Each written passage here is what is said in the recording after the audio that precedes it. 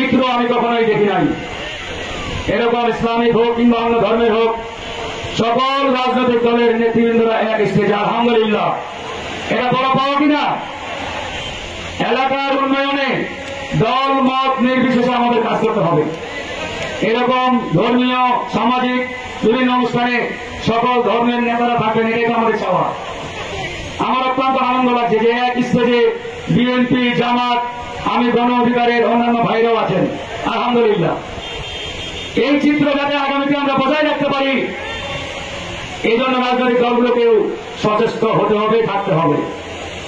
বিগত সময়ে আমরা দেখেছি দেশের বিভিন্ন প্রান্তে কোরআনের মাহফিলে বাধা দেওয়া হয়েছিল, কোরআনের মাহফিল বন্ধ করে দেওয়া হয়েছে।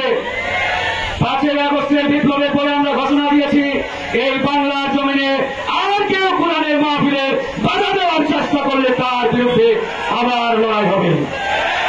কোরআনের মাহফিলে কোরআনের কথা হবে, হাদিসের কথা হবে। সেই কথা আমি ফারুক হাসানের বিরুদ্ধে গেলেও সে কথা কোরআনের ময়দানে চলবে।